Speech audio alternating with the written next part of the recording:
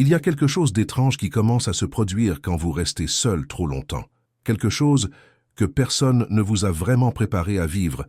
et dont vous n'osez parler à personne parce que cela sonne comme un aveu de défaite ou un signe de fragilité mentale. Vous vous réveillez un matin et réalisez que vous n'avez envoyé aucun message depuis plusieurs jours, que votre téléphone est silencieux,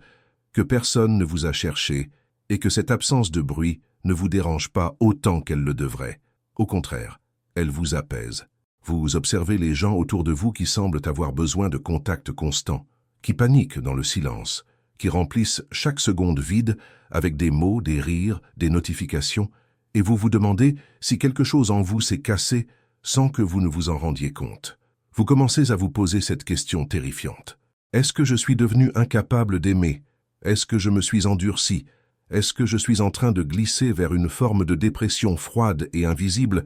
qui ne ressemble pas aux images que l'on nous montre, mais qui est tout aussi réelle, tout aussi dangereuse? Vous regardez vos anciens amis sur les réseaux sociaux, leurs sorties, leurs groupes, leurs éclats de rire figés dans des photos, et vous ne ressentez rien, ni envie ni regret, juste une légère fatigue à l'idée de devoir expliquer encore une fois pourquoi vous préférez rester chez vous, pourquoi vous avez refusé l'invitation, pourquoi vous semblez toujours ailleurs, même quand vous êtes physiquement tel présent. Ce qui vous dérange le plus, ce n'est pas la solitude elle-même, c'est la peur de ce qu'elle dit de vous. Vous avez grandi en entendant que l'être humain est un animal social, que la santé mentale se mesure à la qualité de vos relations, que l'isolement est un symptôme, un signal d'alarme, une preuve que vous êtes en train de perdre pied. Alors vous commencez à vous interroger avec une anxiété sourde. Suis-je narcissique? Suis-je arrogant? Est-ce que je me crois supérieur aux autres sans même m'en rendre compte? Est-ce que je suis en train de développer une forme de mépris déguisé en indifférence? Vous pensez aux personnes qui vous ont dit que vous étiez distant, froid, difficile à cerner, et vous vous demandez si elles avaient raison, si vous êtes en train de devenir l'une de ces personnes qui finissent seules, non pas par malchance, mais par incapacité à créer des liens véritables. Vous essayez de vous forcer à participer, à répondre aux messages avec enthousiasme, à accepter les invitations, à faire semblant que tout va bien, mais chaque interaction vous fatigue un peu plus, chaque conversation vous semble creuse, chaque rire forcé vous rappelle à quel point vous êtes devenu étranger à ce monde de légèreté et de surface que tout le monde semble habiter sans effort. Vous rentrez chez vous après une soirée où vous avez pourtant ri, où vous avez pourtant parlé, et vous vous sentez vidé, comme si vous veniez de jouer un rôle pendant des heures dans une pièce dont vous ne comprenez plus le sens. Ce que personne ne vous a jamais dit, ce que vous n'avez jamais lu dans les livres de psychologie populaire, ni entendu dans les discours sur la santé mentale, c'est que ce que vous vivez n'est peut-être pas un effondrement, mais une transition, non pas une maladie, mais un passage obligé, entre deux états de conscience radicalement différents. Il existe un moment dans certaines vies où quelque chose se déchire silencieusement, où le voile des conventions sociales, des distractions collectives et des attachements automatiques commence à se dissoudre, et ce moment est brutal parce qu'il ne s'accompagne d'aucune célébration, d'aucune reconnaissance, d'aucun rituel qui pourrait lui donner du sens. Vous ne tombez pas dans un trou noir, vous ne sombrez pas dans une dépression classique, avec ses symptômes reconnaissables et ses traitements établis. Vous traversez simplement une phase où votre cerveau commence à voir à travers les illusions qui maintenaient votre engagement dans le jeu social. Et cette lucidité nouvelle vous isole mécaniquement parce que vous ne pouvez plus participer avec la même innocence qu'avant. Ce n'est pas que vous soyez devenu cynique ou désabusé, c'est que vous avez développé une forme de vision qui rend certaines interactions impossibles, comme quelqu'un qui aurait appris les règles d'un tour de magie et ne pourrait plus s'émerveiller devant la performance sans voir les ficelles, les miroirs et les fausses portes. Richard Feynman, le physicien brillant qui passait autant de temps à jouer du bongo qu'à résoudre des équations quantiques, avait compris quelque chose de fondamental sur la nature de l'intelligence et de la solitude. Il racontait souvent comment il se sentait complètement déconnecté des préoccupations ordinaires de ses collègues, non pas par arrogance, mais par une incapacité presque physique à s'intéresser aux sujets de conversation conventionnels, aux hiérarchies académiques, aux jeux de pouvoir qui obsédaient tant de gens autour de lui. Il disait qu'il avait l'impression de vivre dans un monde parallèle où les questions qui le tenaient éveillé la nuit n'avaient aucun sens pour la majorité des gens, et où les questions qui obsédaient la majorité des gens lui semblaient étrangement triviales. Non pas parce qu'elles étaient objectivement moins importantes, mais parce que son cerveau était câblé différemment, attiré par des énigmes que personne ne lui avait demandé de résoudre. Cette solitude intellectuelle n'était pas un choix conscient, ce n'était pas une posture, c'était simplement le résultat mécanique d'une façon de penser qui le plaçait naturellement à l'écart. Quand vous commencez à fonctionner ainsi, quand votre esprit se met à chercher des réponses profondes là où les autres voient des évidences, quand vous ne pouvez plus vous satisfaire des explications de surface, vous vous retrouvez automatiquement dans une position de décalage permanent. Et ce décalage crée une distance que vous n'avez pas vraiment choisie, mais que vous ne pouvez pas non plus, coller sans renoncer à ce que vous êtes devenu. Imaginez que vous vivez depuis toujours dans une pièce éclairée par une lumière artificielle, une lumière douce et chaude qui rend tout confortable et familier, et que soudain, quelqu'un ouvre une fenêtre et laisse entrer la lumière du jour, crue, directe, impitoyable. Dans cette nouvelle lumière, vous commencez à voir des détails que vous n'aviez jamais remarqués. Les fissures dans les murs, la poussière qui flotte dans l'air, les couleurs fausses des objets que vous pensiez connaître. Vous ne pouvez pas revenir à l'ancienne lumière. Vous ne pouvez pas désapprendre ce que vous avez vu. Et pourtant, personne autour de vous ne semble remarquer la différence parce qu'ils n'ont jamais regardé par la fenêtre. Ils continuent à vivre dans la douceur de l'éclairage artificiel sans se poser de questions. Voilà ce qui se passe quand votre conscience commence à se détacher des automatismes sociaux et des croyances collectives. Vous ne perdez pas votre capacité à interagir, vous perdez simplement votre capacité à le faire de manière automatique, sans réfléchir, sans voir les mécanismes invisibles qui régissent chaque échange, chaque sourire, chaque sujet de conversation acceptable. Vous commencez à percevoir les conversations comme des rituels codés où chacun joue un rôle prédéfini, où les réponses sont prévisibles, où l'authenticité est rare parce qu'elle dérangerait l'équilibre fragile qui permet au groupe de fonctionner sans friction. Et cette perception ne vous rend pas supérieur, elle vous rend juste incompatible avec un certain type de socialisation, celle qui repose sur le non-dit, sur l'évitement, sur la répétition confortable de schémas établis. Ce qui est particulièrement difficile dans cette phase, c'est que personne ne vous a préparé à l'idée que la solitude puisse être autre chose qu'un manque, qu'un vide à combler, qu'un problème à résoudre. On vous a appris que les humains ont besoin de connexion, que l'isolement est toxique, que les personnes seules sont soit malades, soit malheureuses. Et maintenant, vous vous retrouvez dans une situation où la solitude est devenue votre état naturel, où le silence est devenu plus nourrissant que la plupart des conversations, où vous ressentez plus de paix dans votre propre compagnie que dans celle de presque n'importe qui d'autre, et vous ne savez pas comment interpréter cette réalité sans vous condamner vous-même. Vous passez par des moments de doute intense, où vous vous demandez si vous êtes en train de vous mentir, si vous êtes en train de rationaliser une incapacité à créer des liens en la transformant en choix conscient, si vous êtes en train de développer une forme de défense psychologique pour éviter d'affronter votre propre vulnérabilité. Et ces doutes sont légitimes. Ils sont même nécessaires parce qu'ils vous empêchent de tomber dans l'arrogance, dans l'illusion que vous avez tout compris pendant que les autres sont endormis. Mais ils ne changent rien au fait que ce que vous vivez est réel, que ce détachement n'est pas une invention, que cette incapacité à vous passionner pour les mêmes choses que les autres n'est pas une pause, mais une transformation profonde de votre manière de percevoir le monde. Richard Feynman avait une phrase qu'il répétait souvent quand on lui demandait pourquoi il ne participait pas aux événements sociaux de l'université, pourquoi il semblait toujours un peu ailleurs, un peu détaché des préoccupations ordinaires de ses collègues. Il disait qu'il ne voyait pas l'intérêt de faire semblant de s'intéresser à des choses qui ne l'intéressaient pas vraiment, qu'il préférait passer son temps à jouer avec des idées qui le fascinaient plutôt qu'à entretenir des relations sociales qui lui semblaient vides de substance. Ce n'était pas du mépris, ce n'était pas de l'arrogance, c'était simplement une forme de clarté radicale sur ce qui nourrissait réellement son esprit et ce qui le vidait. Il avait compris que l'énergie mentale est une ressource limitée, que chaque interaction sociale a un coût, et que si cette interaction ne vous apporte rien de profond, si elle ne vous stimule pas intellectuellement ou émotionnellement, alors elle devient une dépense nette qui vous laisse plus fatigué, plus vide, plus déconnecté de vous-même. Beaucoup de gens fonctionnent différemment. Ils tirent leur énergie du contact social même superficiel.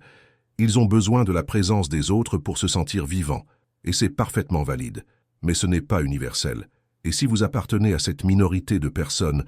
qui se rechargent dans la solitude et se vident dans les interactions sans profondeur, alors toute tentative de forcer votre nature pour correspondre à la norme sociale vous épuisera jusqu'à ce que vous n'ayez plus rien à donner. Ce qui se passe en réalité, c'est que vous traversez une période de désintoxication mentale, un sevrage lent et douloureux de tous les stimuli sociaux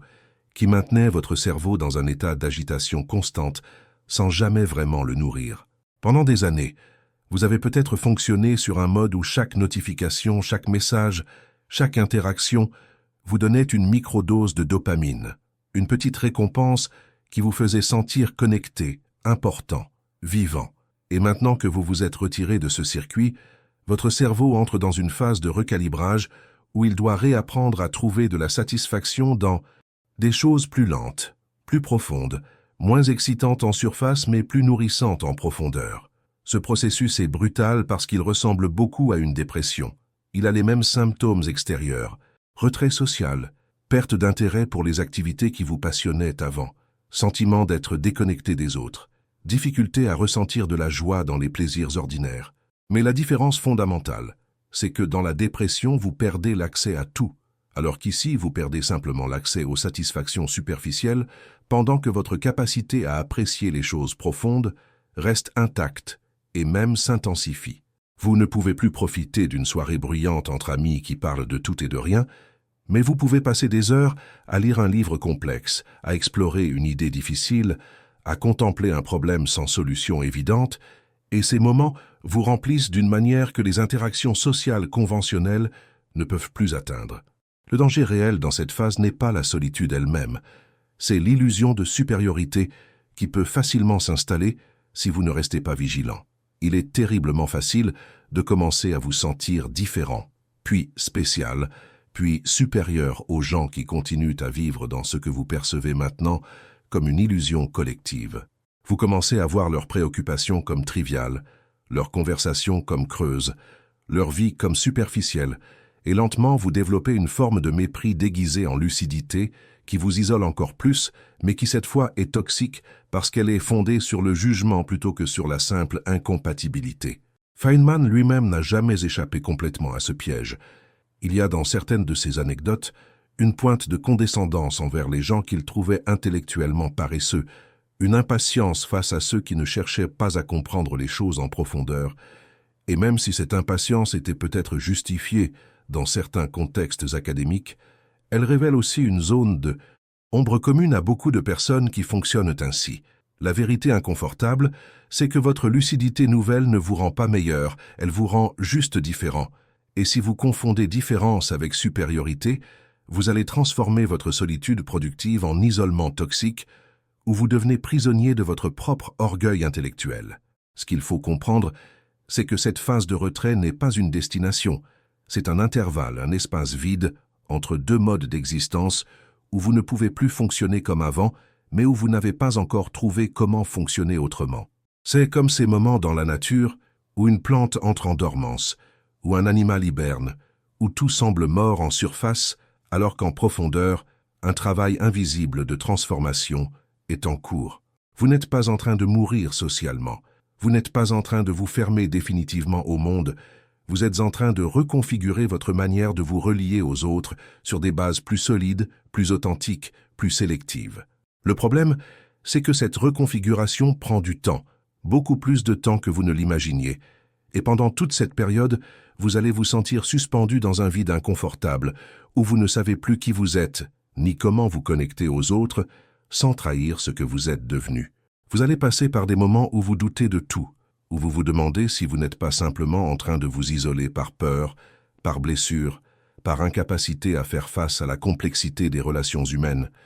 Et ces doutes sont sains, parce qu'ils vous obligent à rester honnête avec vous-même, à ne pas transformer votre solitude en refuge confortable où vous ne grandissez plus. La réalité que personne ne vous dit, c'est que les personnes qui finissent avec peu ou pas d'amis ne sont pas toutes brisées, déprimées ou incapables de créer des liens. Certaines d'entre elles ont simplement atteint un point où la qualité d'une relation compte tellement plus que sa quantité qu'elles préfèrent la solitude totale aux connexions superficielles. Elles ont compris que l'amitié véritable, celle qui nourrit vraiment, est extraordinairement rare, qu'elle nécessite une compatibilité profonde non seulement de valeurs, mais aussi de rythme de pensée, de niveau de conscience, de capacité à supporter le silence et l'inconfort sans fuir dans la distraction.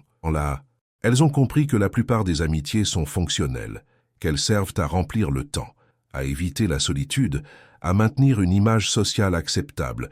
mais qu'elles ne touchent jamais vraiment ce lieu profond en vous où résident vos questions essentielles, vos doutes existentiels, vos fascinations inexplicables. Et une fois que vous avez compris cela, une fois que vous avez goûté à ce que signifie une connexion authentique, même brève, même rare, il devient presque impossible de vous satisfaire des substituts, des amitiés de surface qui ressemblent à des amitiés, mais qui vous laissent fondamentalement seul, même quand vous êtes entouré. Ce qui émerge lentement de cette phase de solitude,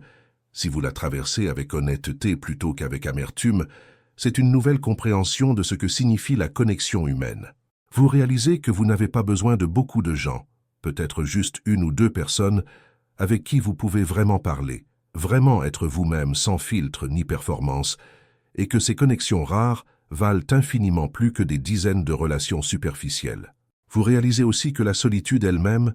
peut être une forme de relation, une relation avec vous-même, avec vos pensées, avec le monde tel qu'il est, sans la médiation constante du regard des autres. Vous apprenez à habiter votre propre présence, à ne plus avoir peur du silence, à ne plus ressentir le besoin compulsif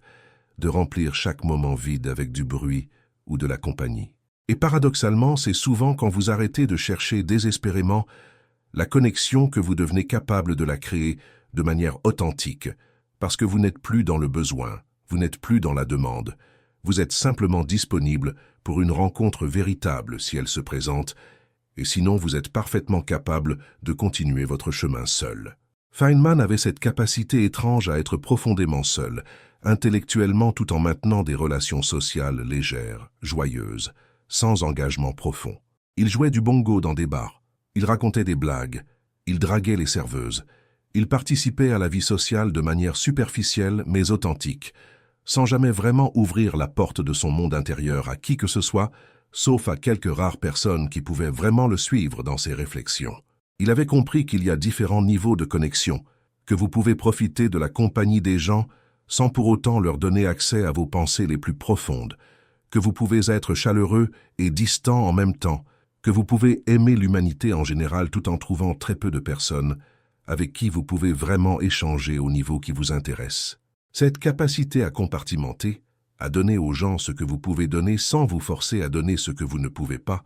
est peut-être l'une des clés pour traverser cette phase sans devenir amer ou fermé. Ce qui change aussi dans cette période, c'est votre rapport au plaisir, à la joie, au bonheur. Vous réalisez que toutes les promesses de bonheur intense, d'épanouissement social, de vie sociale riche et stimulante que la culture vous a vendues ne correspondent peut-être pas à votre nature profonde. Vous commencez à découvrir une forme de satisfaction plus calme, plus stable, moins spectaculaire mais plus durable. Ce n'est pas l'excitation d'une soirée entre amis, ce n'est pas l'euphorie d'une nouvelle connexion, ce n'est pas le plaisir bruyant des interactions constantes, c'est quelque chose de plus silencieux, de plus intérieur, presque invisible de l'extérieur. C'est la satisfaction de comprendre quelque chose que vous ne compreniez pas hier, de résoudre un problème difficile, de passer une journée entière plongée dans une activité qui vous absorbe complètement sans besoin de validation externe. C'est la paix de rentrer chez vous, après avoir refusé une invitation, et de savoir que vous avez fait le bon choix, que vous avez protégé votre énergie, que vous avez respecté vos limites. C'est la liberté étrange de ne plus avoir à performer socialement, de ne plus avoir à maintenir des relations par obligation, de ne plus avoir à faire semblant d'être quelqu'un que vous n'êtes pas pour plaire aux autres. Il n'y a pas de résolution spectaculaire à cette expérience, pas de moment où vous vous réveillez soudain guéri de votre solitude ou réconcilié avec le monde social. Ce qui se passe, c'est que progressivement vous acceptez que vous fonctionnez différemment, que vous avez besoin de moins de gens mais de connexions plus profondes, que votre énergie se recharge dans la solitude plutôt que dans la foule, que vos intérêts sont peut-être trop spécifiques ou trop abstraits pour créer des ponts faciles avec la majorité des gens. Vous acceptez que cette différence n'est pas une condamnation, qu'elle ne fait pas de vous quelqu'un de brisé ou de supérieur, juste quelqu'un qui doit construire sa vie selon une architecture différente de celle que la société propose par défaut. Vous apprenez à ne plus vous juger selon les standards sociaux ordinaires, à ne plus mesurer votre valeur au nombre de vos amis ou à l'intensité de votre vie sociale, à ne plus interpréter votre solitude comme un échec, mais comme un état naturel qui correspond à votre manière d'être au monde. Et dans cette acceptation, quelque chose se détend en vous, une tension ancienne se relâche, et vous commencez à habiter votre vie avec moins de résistance, moins de honte, moins de besoin de vous justifier. Ce que vous découvrez finalement, si vous allez jusqu'au bout de cette traversée, c'est que la vraie solitude n'est pas l'absence des autres, c'est l'absence de vous-même, et que paradoxalement c'est souvent dans la foule, dans le bruit, dans les interactions constantes que vous vous perdez le plus complètement. Ce temps passé seul, ce retrait qui vous a tant inquiété, ce silence qui vous a tant fait douter, était peut-être exactement ce dont vous aviez besoin pour vous retrouver, pour reconstruire votre relation avec vous-même, pour apprendre à exister sans le regard constant des autres, comme miroir et comme validation. Vous n'êtes pas en train de fuir le monde, vous êtes en train d'apprendre à y habiter selon vos propres termes, avec vos propres rythmes, et même si ce chemin est solitaire, il est infiniment plus honnête que de passer votre vie à faire semblant d'être quelqu'un d'autre pour appartenir à un monde qui ne vous correspond pas vraiment.